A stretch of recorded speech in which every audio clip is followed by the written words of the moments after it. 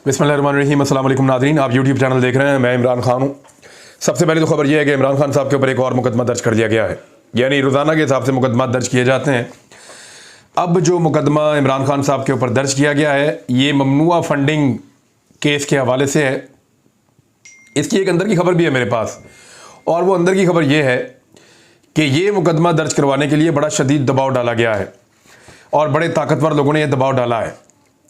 ये मुकदमा दर्ज नहीं हो रहा था और कानूनी हैसियत इस मुकदमे की नहीं बनती थी, और मुकदमा दर्ज करने वालों को भी आइडिया था कि इसका कुछ नहीं बनेगा। लेकिन फिर भी इमरान खान समेत 11 अफराद के खिलाफ मुकदमा दर्ज किया गया है और इसको एक बहुत बड़ी खबर करार दिया जा रहा है।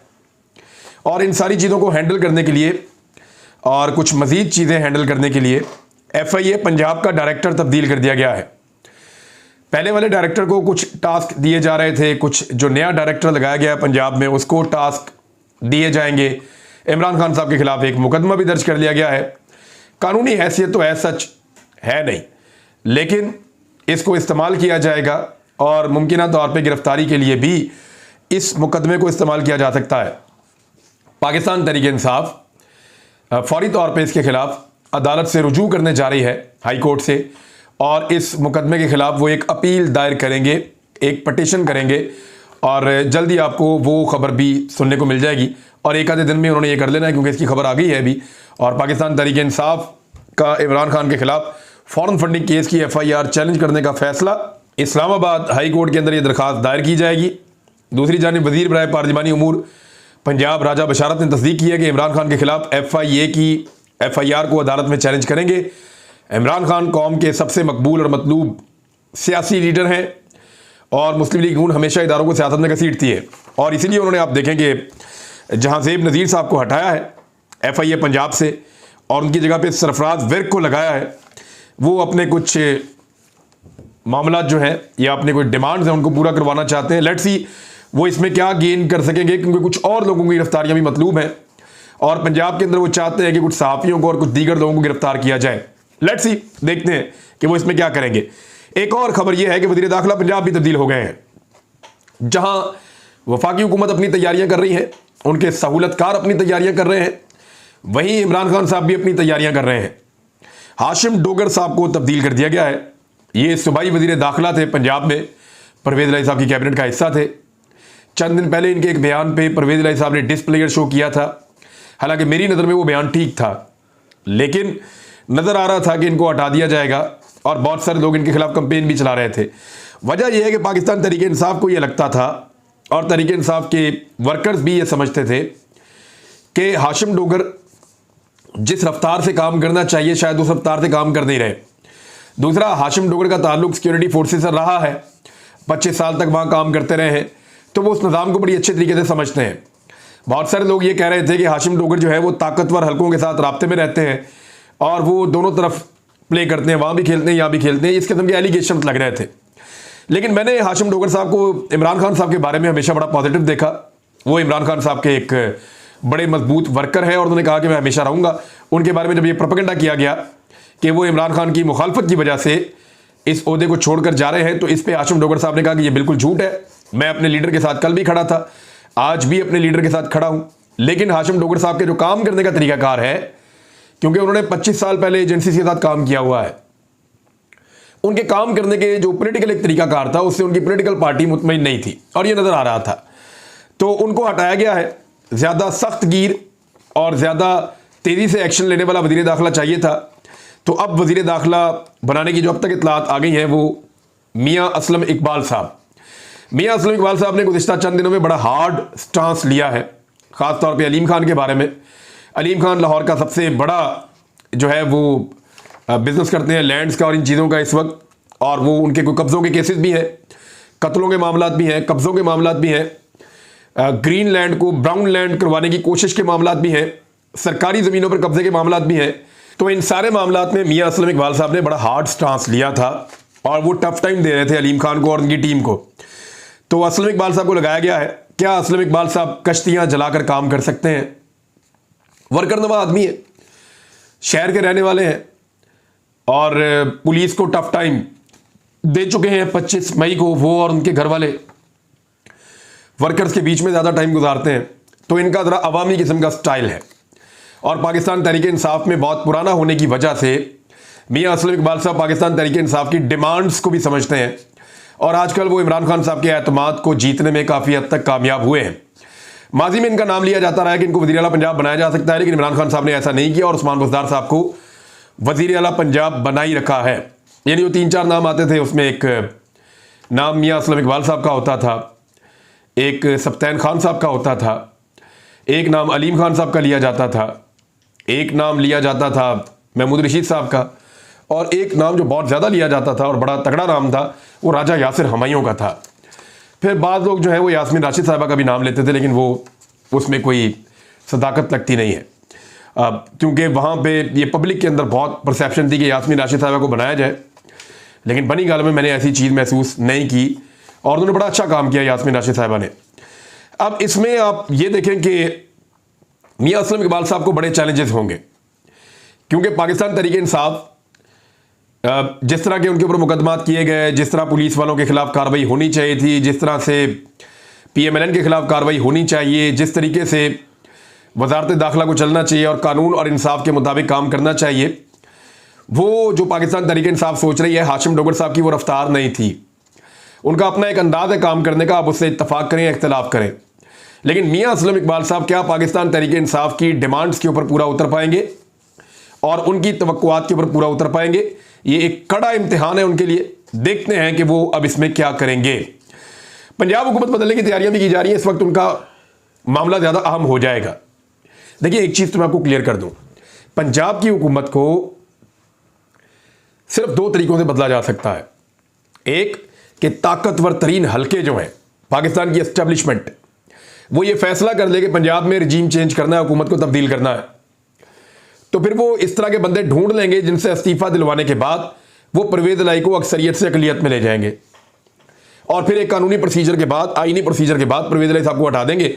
हमजा शहबाज को या एक बहुत ही फेवरेट आदमी है मलिक अहमद खान, किसी का बहुत फेवरेट है, उसको ले आएंगे, बहुत मुमकिन है। लेकिन एक तो तरीका यह है कि पाकिस्तान की एस्टेब्लिशमेंट ये फैसला करे और पाकिस्तान की एस्टेब्लिशमेंट के ताकतवर लोग जो हैं वो इसके लिए अपना रोल प्ले करें, तो फिर तो हुकूमत पंजाब की बदल सकती है। ये ओन चौधरी के, अलीम खान के, जहांगीर तरीन के बस की बात नहीं है। अगर ये उनके बस की बात होती तो वो पहले ही कर चुके होते। ये जब भी किया जाएगा ये एस्टेब्लिशमेंट ही कर सकती है, नंबर 1। नंबर 2 जो ऑप्शन है वो भी एस्टेब्लिशमेंट की मदद से ही हो सकता है, वैसे नहीं हो सकता कि परवेज इलाही साहब के ऊपर दबाव डाला जाए और उन्हें कहा जाए कि जनाब बस बहुत हो गई वजारत आला, अब जरा आप छुट्टी ले लें, और फिर उनको मुस्तकबिल के लिए कुछ सुनहरे ख्वाब दिखा दिए जाए और उनको ब्लैकमेल किया जाए जैसे किया जाता है, और परवेज इलाही साहब पंजाब की हुकूमत छोड़ दें। ये 2 चीज़ें हो सकती हैं, या तो परवेज इलाही साहब पंजाब की हुकूमत छोड़ दें, एक ये चीज़ हो सकती है, या दूसरी चीज़ ये हो सकती है कि फिर एस्टेब्लिशमेंट के ताकतवर लोग जो हैं वो पंजाब की हुकूमत बदलने के लिए मुख्तलिफ मोरों को इस्तेमाल करना शुरू करें और उनको ब्लैकमेल करें। बहरहाल पॉलिटिकल लोग या पॉलिटिकल पार्टीज ये तब्दीली पंजाब में नहीं ला सकते, क्योंकि फ़र्क बहुत बड़ा है और इतने बड़े फ़र्क को मीट नहीं किया जा सकता, ये मुमकिन नहीं है। सवाल ये पैदा होता है कि इमरान खान साहब पहले लॉन्ग मार्च करेंगे या पहले पंजाब हुकूमत जो है वो गिर जाएगी या उसको गिरा दिया जाएगा। ये बड़ा अहम सवाल है। कोशिश ये की जा रही है कि इमरान खान साहब के लॉन्ग मार्च से पहले पहले पंजाब हुकूमत के लिए एक नई मुसीबत खड़ी कर दी जाए और यहाँ पे एक बहरानी कैफियत पैदा कर दी जाए, लेकिन ये बहुत मुश्किल होगा, एक लंबा प्रोसीजर है। इतनी देर में इमरान खान साहब बहुत तगड़ा एहतजाज कर सकते हैं और वो एक रिएक्टिव फोर्स के पॉलिटिकल लीडर हैं। PTI जो है वो एक रिएक्शन देने वाली फोर्स है, तो जब आप इस तरह की एक्टिविटी करेंगे तो PTI ज़्यादा रिएक्शन देगी और ज़्यादा तगड़े तरीके से लॉन्ग मार्च के अंदर शामिल हो जाएगी। पाकिस्तान के ताकतवर लोग चाहते हैं फौरी तौर पे लॉन्ग मार्च हो, क्योंकि जब लॉन्ग मार्च होगा तो हुकूमत उनके पास जाएगी और हुकूमत उन्हें कहेगी कि जो आप चाहते हैं वो हम करने को तैयार हैं, हमारी जान छुड़ाएं इमरान खान से, और इस तरह वो बारगेनिंग पोजीशन में आ जाएंगे। तो हमेशा इस किस्म के लॉन्ग मार्चेस का, हमेशा इस किस्म के एहतजाजों का फ़ायदा जो है वो पाकिस्तान के बहुत ताकतवर लोगों को होता है।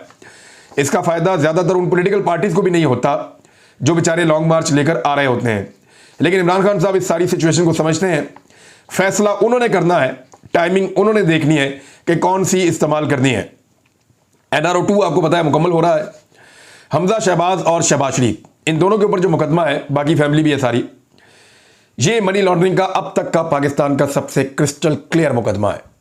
बाकायदा बैंक का रिकॉर्ड मौजूद है कि पैसा आता है मुलाजमीन के अकाउंटों में, मुलाजमीन की तनख्वाह 15-20 हज़ार, पैसा आ रहा है अरबों में, करोड़ों में, वो पैसे उनके अकाउंटों में आते हैं। 16 अरब का मुबैना तौर पे ये स्कैम है। पैसा आता है शहबाज शरीफ, हमजा शहबाज और सलमान शहबाज के मुलाजमों के अकाउंटों में, और वहां से उस पैसे के बेनिफिशरी बन जाते हैं शरीफ खानदान के लोग। ये बड़ा क्रिस्टल क्लियर और साफ सुथरा केस है। अब इसमें अजीबोगरीब सवाल उठाए जाएंगे। यानी जो नैब का एक पूरा स्ट्रक्चर तब्दील किया गया है, वो स्ट्रक्चर ये कहता है एफआईए तो वैसे ही इनके पास है, और पंजाब के अंदर अब एफआईए के जो है वो एक बड़े ओहदेदार को भी तब्दील कर दिया गया। पंजाब का जिम्मेदार जाजीम नज़ीर की जगह सरफराज विर्क है। वो खिदमात ज़्यादा अच्छी सर अंजाम दे सकते हैं इस तरह के मुकदमात में और ऐसी चीज़ों में। तो शहबाज शरीफ और हमजा शहबाज साहब को बाइज्जत बरी करने की तैयारी हो रही है। पाकिस्तान की तारीख के सबसे क्रिस्टल क्लियर और सबसे शानदार मनी लॉन्ड्रिंग के मुकदमे के अंदर, जहां मुलाजमों के अकाउंटों में पैसे देखे गए, पकड़े गए, और उनके बयानात भी कईयों के कलमबंद हुए और बहुत सारे लोगों ने गवाहियां भी दी। अब सवालात अजीब तरह के उठाए जाएंगे। यानी यही सवाल उठाया जाएगा कि जनाब हमजा शहबाज को कैसे पता कि उसके मुलाजिम के अकाउंट में पैसे आ रहे हैं। फ्रंट मैन वाली कहानी तो वैसे ही खत्म कर दी है नैब के कानून में भी, कि फ्रंट मैन का कोई किरदार नहीं है, बस जो मर्जी जिसके मर्जी अकाउंट में पैसे आ रहे हैं, दूसरा बंदा जिम्मेदार नहीं है। कोई बंदा किसी दूसरे बंदे के अकाउंट के लिए जिम्मेदार नहीं है। तो करप्शन के सारे रस्ते खोल दिए गए हैं और जो पकड़ धकड़ के मामला थे वो सारे खत्म कर दिए गए हैं। तो जैसे मरियम नवाज बाइज्जत बरी हो गई थी, इसी तरह शहबाज शरीफ और हमजा शहबाज, ये दोनों भी अब बाइज्जत बरी होने वाले हैं। सहूलतकारों का बहुत शुक्रिया, पाकिस्तानियों को बहुत बहुत मुबारकबाद। और जो इदारे इन केसेस के ऊपर मेहनत करते रहे, जिन अफसरान ने अपनी जान खतरे में डालकर इन केसेस को मंतकी अंजाम तक पहुंचाया, उन सब से इंतहाई माजरत कि ये है इस्लामी जमहूरिया पाकिस्तान, और यहाँ पे ऐसे केसेस का यही हाल होता है। आप ताकतवर के खिलाफ जितनी मर्जी मेहनत करें, एक वक्त आता है कि पाकिस्तान की एस्टेब्लिशमेंट उन ताकतवर लोगों के साथ मुआहदा करती है और फिर उन्हें रिलीफ लेकर देती है, और वो बाइज्जत बरी होकर आप ही को जूते मारते हैं। सिर्फ इतना ही नहीं है, उधर मियां नवाज शरीफ साहब ने भी अजीबोगरीब मुतालबा कर दिया। जरा उनका भी सुन लें आप, कि मुकदमात खत्म होने तक नवाज शरीफ की वतन वापसी के इम्तहानात खत्म। वो कह रहे हैं पहले मियां नवाज शरीफ साहब के मुकदमात बंद किए जाएं और इंतखाबात से पहले मियां नवाज शरीफ साहब को लाया जाएगा, लेकिन उससे पहले उनके मुकदमात खत्म किए जाएं। आज़ाद हैसियत में वो आएंगे पाकिस्तान में। और इस पे तो नजम सेठी साहब ने बड़ी अहम ख्वाहिश का इजहार भी कर दिया है कि नवाज शरीफ की ताहयात नाअहली और सजाएं खत्म होनी चाहिए। नजम सेठी साहब का एक मासूमाना उनकी ख्वाहिश है, और इनकी ख्वाहिशात आजकल बहुत पूरी हो रही हैं। ये कुछ भी कहे पाकिस्तान की फौज के बारे में, इनके ऊपर कोई बगावत का या गद्दारी का मुकदमा नहीं बनता, क्योंकि आजकल ये आंखों के तारे हैं। लेकिन ये दिन में तारे दिखाएंगे, सिर्फ वक्त आने दें, 15 अक्टूबर गुजरने दें, उसके बाद की सूरत हाल आपके सामने वाजे हो जाएगी। अब इसमें जो है वो नवाज शरीफ साहब कहते हैं कि बाकायदा मुझे रिलीफ दिया जाए अदालतों से, और वो गिरफ्तार बिल्कुल नहीं होना चाहते, और उन्होंने कहा कि मुकदमात पहले ख़त्म हो। और मरियम नवाज पार्टी कायद का मुतालबा मुख्तदर हलकों के सामने पेश करने के लिए लीगी रहनुमाओं को हदायत दी गई है। मुख्तदर हल्के कौन है ज़रा समझें आप, ताकतवर लोग जो असल में हुकूमत में होते हैं। नवाज शरीफ का और मरियम नवाज का मुतालबा उनके सामने रखा जाएगा कि नवाज शरीफ वापस आने को तैयार है। इमरान खान का रास्ता आप लोगों से नहीं रोका जा रहा। नवाज शरीफ आएगा, वो एक माहौल बनाएगा, रास्ता रोकेगा। तो उसके लिए ज़रूरी ये है कि नवाज शरीफ के मुकदमात ख़त्म करो, बाइज्जत बरी करो, और उसके बाद मियां नवाज शरीफ को इज्जत और एहतराम के साथ पाकिस्तान में लाया जाए, और उससे पहले पंजाब में हुकूमत भी तब्दील की जाए। लेकिन क्या ये सारा कुछ बड़े आराम से हो जाएगा? हलवा तो नहीं है कि इतने आराम से हो जाएगा, और इमरान खान साहब इसको होने देंगे और इसको करने देंगे। पीर पगाड़ा साहब ने एक बात की है, पीर सदरुद्दीन राशिदी जो पीर पगाड़ा है इस वक्त, उन्होंने कहा कि लॉन्ग मार्च हो गया तो हुकूमत का धड़न तख्ता हो जाएगा। ये उन्होंने क्लेम किया है, और बाजार दिखाई भी ऐसा देता है। IMF की एक रिपोर्ट आई है, वो भी मैं आपके सामने रख देता हूं। वैसे ही शहबाज शरीफ साहब ने कह दिया कि गैस की लोड शेडिंग शुरू होने वाली है, बल्कि लोड शेडिंग का शेड्यूल भी आ गया है, और उन्होंने कह दिया कि सर्दियों के लिए हम गैस का बंदोबस्त नहीं कर सके तो पाकिस्तान की इंडस्ट्री और पाकिस्तान के घरेलू सारिफीन इस हुकूमत का नाम लेकर इन्ना लिल्लाहि व इन्ना इलैहि राजिऊन पढ़ लें, क्योंकि उनको गैस की सहूलत मैसर नहीं आने वाली इन सर्दियों में। और IMF क्या कह रहा है? पाकिस्तान में बेरोजगारी और महंगाई में इजाफा होने जा रहा है, और उन्होंने वर्ल्ड इकोनॉमिक आउटलुक रिपोर्ट जो है वो जारी कर दी और पाकिस्तान के हवाले से खदशा जाहिर किया है कि रवां माली साल में तरक्की की शरह गुज़िश्ता बरस के मुकाबले में काफ़ी कम रहने के साथ साथ बेरोज़गारी और महंगाई में इजाफा हो सकता है। और महंगाई में भी इजाफा होगा, बेरोज़गारी में भी इजाफा होगा और पाकिस्तान की जो माशी तरक्की है वो भी कम होती चली जाएगी। तो ये चीज़ें क्या इंडिकेट कर रही हैं? यानी पाकिस्तानी जो बाहर से पैसा भेजते हैं, जिसको हम फॉरेन रेमिटेंस कहते हैं, बाहर से पैसा आ रहा है ना, फॉरेन रेमिटेंस है या तरसील ज़र उसको उर्दू में कहते हैं, 11% कम हो गया है। इमरान खान साहब के दौरे हुकूमत में 11% पाकिस्तानी ज़्यादा पैसा भेज रहे थे पाकिस्तान में, आज 11% वो पैसा भेजने की शरह कम हो गई है। ये नुकसान पाकिस्तान को इस इंपोर्टेड हुकूमत का हो रहा है। सरमायाकारी पाकिस्तान में आ नहीं रही, कोई इन्वेस्टमेंट पाकिस्तान में करने को तैयार नहीं है। जो पाकिस्तान के अंदर है वो भी बेचारे मजबूर है, परेशान है। तो इंपोर्टेड हुकूमत को रखने की जितनी कोशिश की जाएगी, पाकिस्तान की मईशत का और आम आदमी का उतना पट्टा बैठेगा। ये बात जिनको समझनी चाहिए ना, उनको समझ नहीं आ रही और सारे अपने अपने चक्कर में हैं। अब तक इतने, अपना ख्याल रखिएगा, अपने चैनल का भी। अल्लाह हाफ़िज़।